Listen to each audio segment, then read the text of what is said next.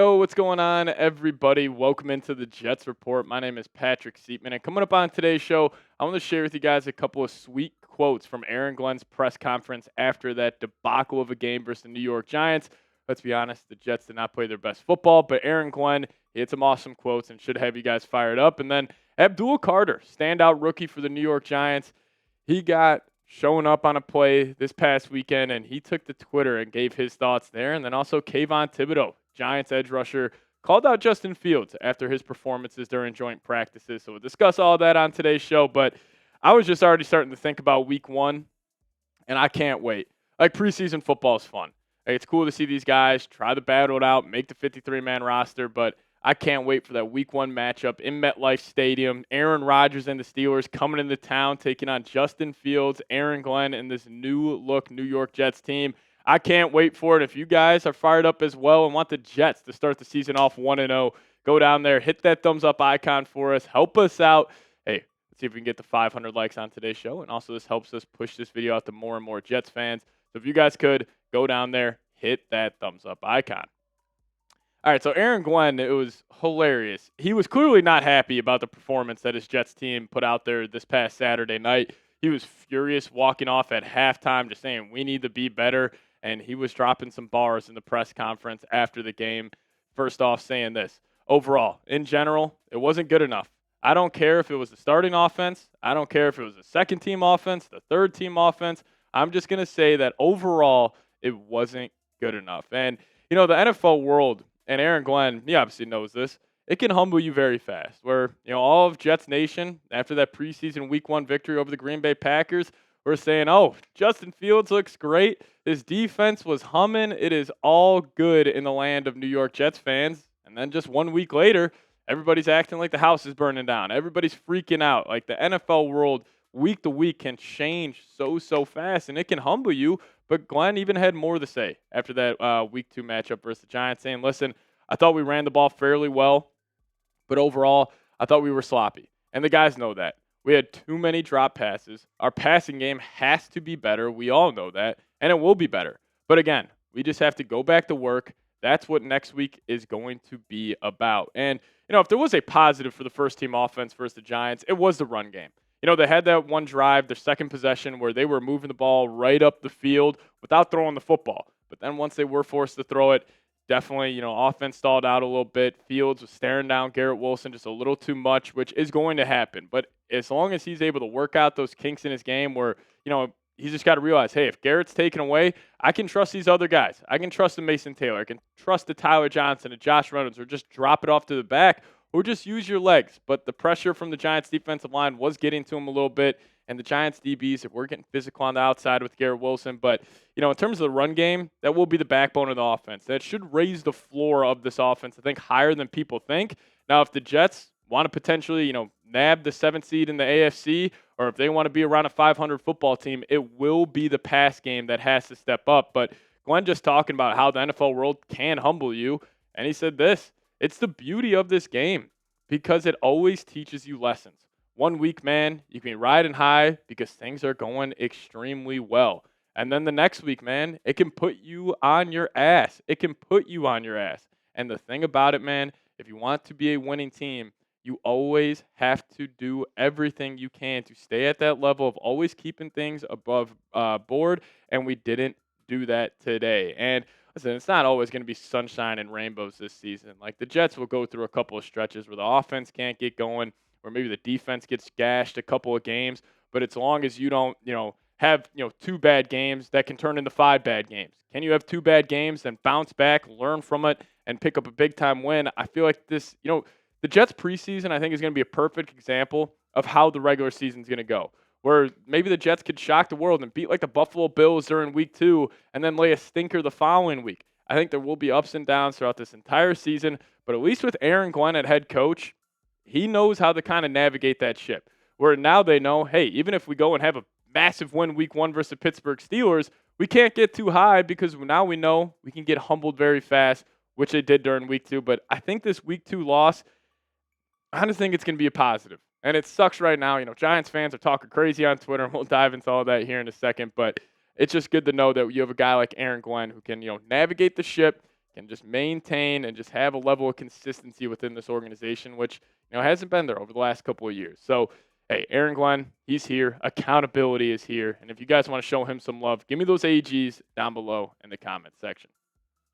Now, Abdul Carter, standout rookie edge rusher.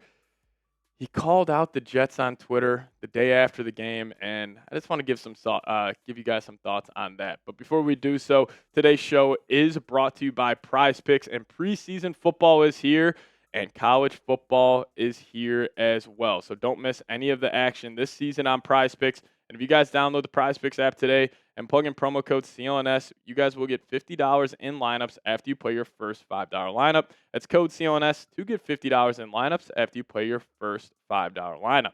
Now, Prize Picks is simple to play. You just pick more or less on 2 to 6 player stat projections. And if you get your picks right, you could cash in and win up to 2,000 times your money.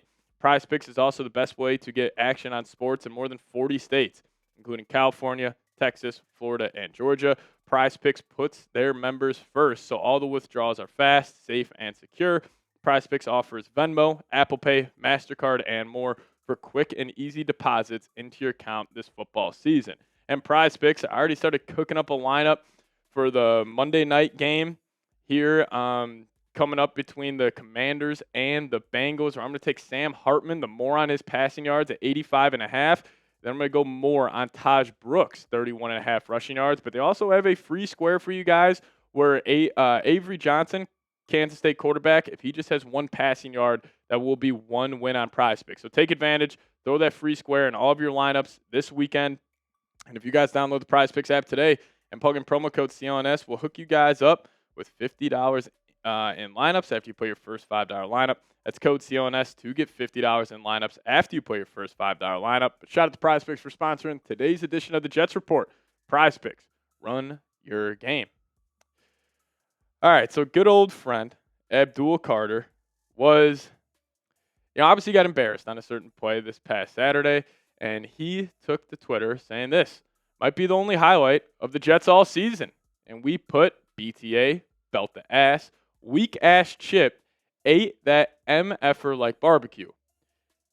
He did not eat it like barbecue. He got put on his ass, and then he tried to get up, and he got put on his ass again. So, hey, you got it, big dog. If you want to go to Twitter and you want to talk a bunch of noise, you can go do that. But it's so funny, this guy. Like, he reminds me of Micah Parsons on the field, obviously.